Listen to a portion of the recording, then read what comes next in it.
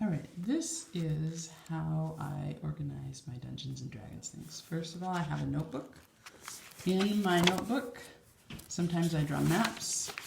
I've been known to run combats from here. Most recently, though, what I do is I keep a list of what happens and did I remember to do all the things that I need to do. I have notes for we're playing in the Auden campaign setting, and we're going to go to the Burning Coast soon, and so I have notes getting ready for that. Notes on rules I want to figure out. I have in here notes on. I've got a character that is questing for some family armor, so I'm designing the armor. This is from the, I set up like a 5-room dungeon the way that, that John 4 talks about. I have made random encounter charts in here for certain environments that we were in. So all that sort of thing goes into this notebook. And then I also have an NPC notebook. In the front of it, I've got the grappling rules, because grappling is a complicated thing in Pathfinder.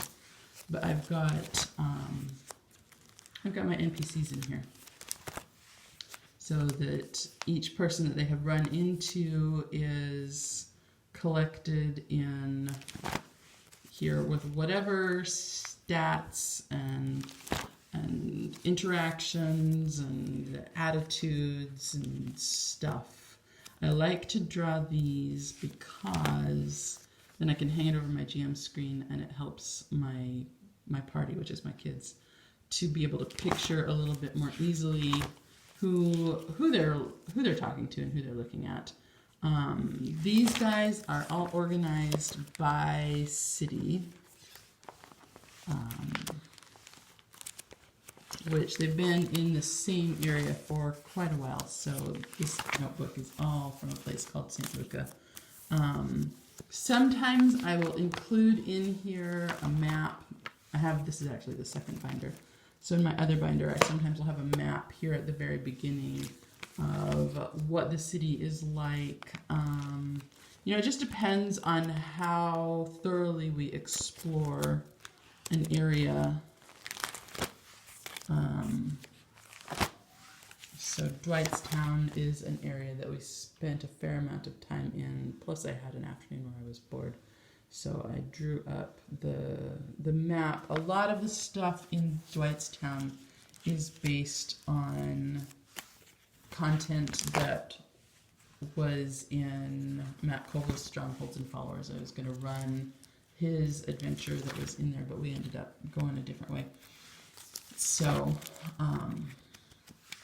we didn't end up doing very much with Dwightstown, but maps, special locations, and so then we can, then depending on where my players go, just determines how much development different areas get.